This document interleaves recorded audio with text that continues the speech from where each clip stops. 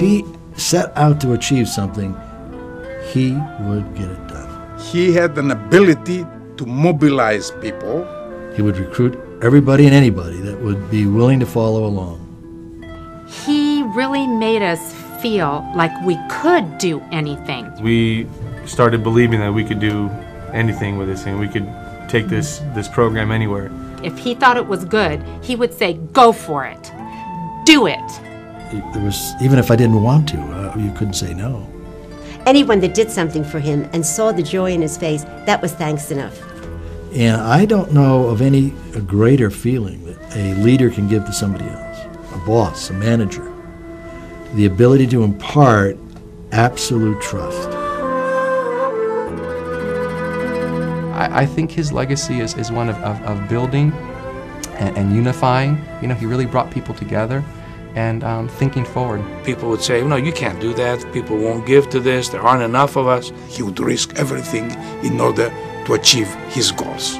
His spirituality was lived by the works that he left behind. His constant striving to bring God into every community, which is why he built so many churches. When he bought that famous St. Nicholas Ranch and he told me what he had in mind, I screamed at him, I said, are you crazy?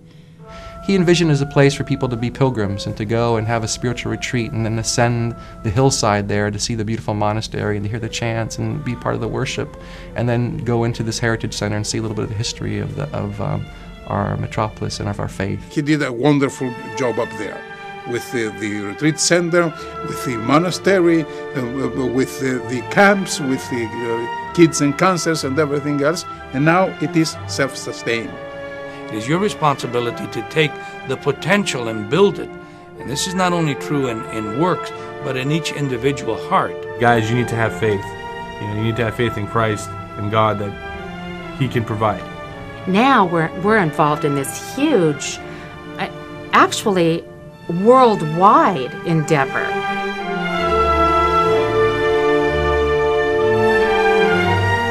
The idea that he was a gift to us, the idea that Christmas is a time of giving, I think was significant. The idea that he loved children and Christmas is the time when the child,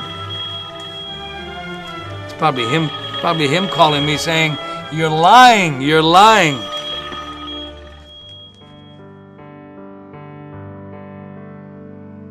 I'm just a simple man from a village in Crete. He was real. He was real. Sometimes he could be stern, and sometimes he could be just a pussycat. He was a visionary. He was not boring. He was a very daring man. An inspiration to everybody. He was always like a whirlwind. A dynamo, absolutely. He laughed with his head thrown back, and then he cried. I am at peace. I am at peace. I am at peace. He said that in English 3 times. And I went out and I cried. Absolutely a magnificent relationship that, frankly, leaves a great void in my life. I cannot accept it. I cannot accept it. I think that any moment the door will open and he will be there.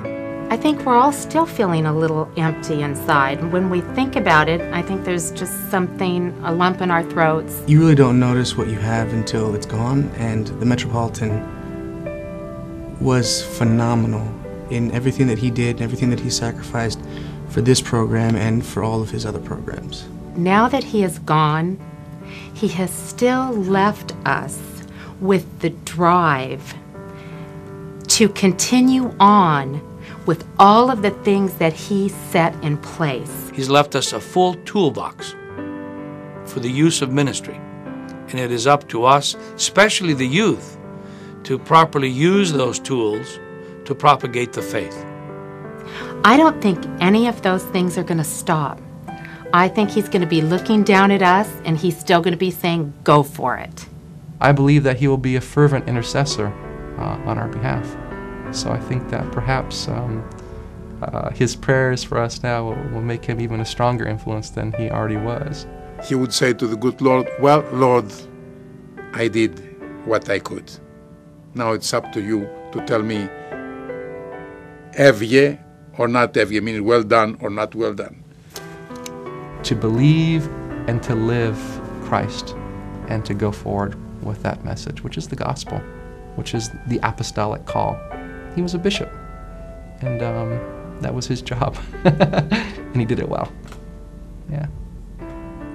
So we don't speak about his memory being eternal.